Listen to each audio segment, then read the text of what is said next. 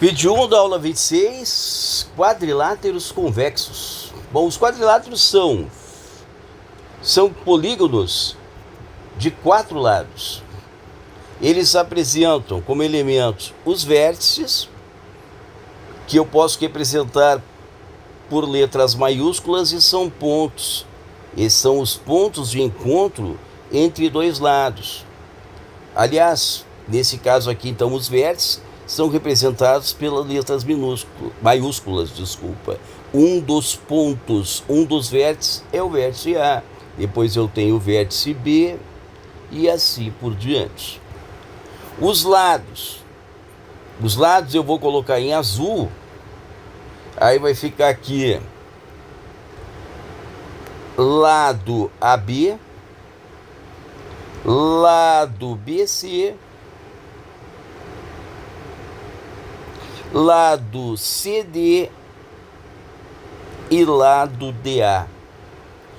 Os lados dessas figuras, dos quadriláteros, eles podem ser representados desta forma: AB com a barrinha em cima, lado BC, lado CD ou ainda lado DA. Aí estão os 4 lados dessa figura. Normalmente, para não ficar muito sobrecarregado para escrever, a gente representa os segmentos AB por uma letra minúscula, o BC também por uma letra minúscula e assim por diante, de tal forma que o lado AB também pode ser chamado de Azinho, o lado BC de Bzinho, e aí vai embora. Diagonais também são segmentos de reta ligando vértices, só que esse segmento de reta não pode consistir de um lado. Por exemplo, aqui eu tenho a diagonal AC e eu também poderia ter a diagonal BD. Diagonal BD. Elas duas aí, ó. E a diagonal BD. São segmentos, por isso eu representei da mesma forma que os lados. Ângulos internos. Eu representei a figura aqui de novo, só para colocar também os ângulos internos, que eu poderia dizer aqui que tem o ângulo A, aqui está o ângulo B, aqui está o ângulo C e aqui está o ângulo D. Então, as representações: ângulo A, ângulo B, ângulo C e ângulo D. Só que eu também posso representar o ângulo A como sendo DAB, aonde eu expresso não somente o vértice, como também os lados do ângulo que representam a figura. Por exemplo, o B, ele também poderia ser dado por A, B, C, de tal forma que a letra que representa o vértice que eu estou destacando vai estar no meio. Também esse ponto A aqui também representa, o vértice do ângulo, né? Ele não é só o vértice de quadrilátero, como também é o vértice do ângulo DAB, e no caso B é o vértice do ângulo ABC. Então, sempre aqui no meio tem que ir o vértice. Aí vocês podem treinar com os outros. Soma dos ângulos internos. Aqui eu vou dividir esta figura em 2 triângulos. Tu pode ver que se eu somar este aqui mais o B mais este pedacinho aqui, isto aqui vai dar quanto?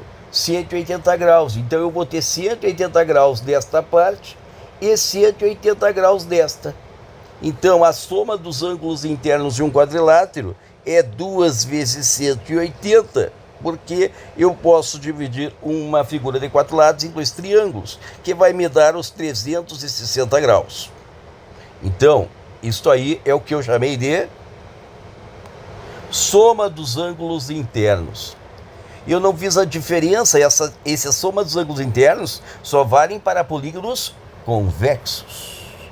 Tá? Só valem para polígonos convexos. Nesse caso eu tenho um polígono côncavo, aí eu pensamento é diferente, mas não vai ser motivo de estudo. Como é que é o polígono côncavo? Eu tenho uma cavidade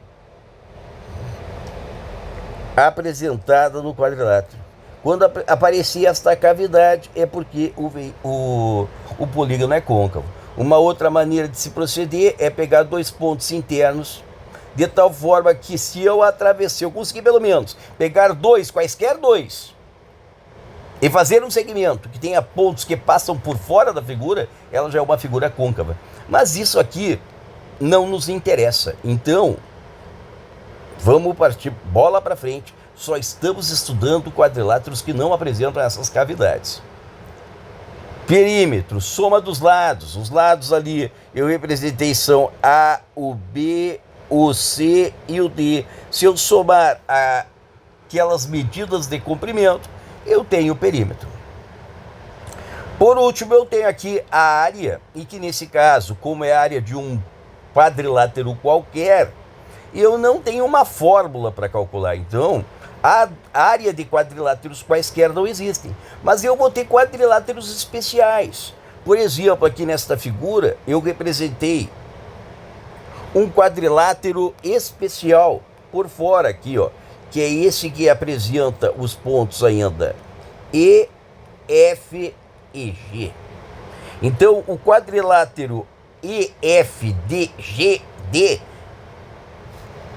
ele tem uma área que está toda na parte interna verde. Se eu pegar aquele quadrilátero e descontar aquelas 4 áreas verdes que estão aqui, ó, esta área aqui, esta área aqui, esta área aqui, esta e esta, na realidade estas 5 áreas verdes, eu terei a parte interna. Então eu vou fazer a área do retângulo verde menos a área daquelas figuras geométricas, que são triângulos e retângulos pequenininhos, para ter a área desta parte interna. Área, na realidade, é contar quadradinhos que estão dentro da região. O quadradinho que eu vou pegar como medida de unidade de área vai ser o quadradinho do quadriculado da própria folha aqui que eu estou fazendo a apresentação. Então vamos lá, meus camaradas. Para fazer o cálculo desta área, eu poderia fazer o seguinte: é a área maior, que é a área do retângulo, que tem quais medidas? Um lado aqui, 1, 2, 3, 4, 5, tem 5 unidades de comprimento. O outro lado tem 1, 2, 3, 4, 5, 6 unidades de comprimento, dando um total de 30 triângulos. Portanto, eu tenho 30 unidades de área. Sensacional! Agora eu tenho que descontar as outras áreas. Por exemplo, eu tenho que descontar esta parte que está aqui. Para descontar esta parte que está aí, basta eu fazer aqui, ó, é a metade da área deste retângulo. Deixa eu destacar esse retângulo, ó. Tá vendo esse retângulo aqui, ó? A metade da área desse retângulo é a área daquele pedacinho. Se tu pegar aqui, ó, a área do retângulo vamos contar os quadrados: 1, 2, 3, 4, 5, 6. A metade vai dar 3. Portanto, esta área que está aqui, ó, ela é 3 unidades de área e ela precisa ser descontada. Aqui o procedimento, eu fiz o mesmo, deu menos 4 unidades de área. Aqui eu fiz um procedimento semelhante, deu menos 1 unidade de área. Aqui, ó, eu contei 2 quadradinhos, menos 2 unidades de área. E aqui eu fiz um procedimento semelhante aos anteriores e deu mais, ou melhor, um desconto de mais 4 unidades de área. De tal forma que a área daquela figura seria 30 menos 14, que daria 16 unidades de área.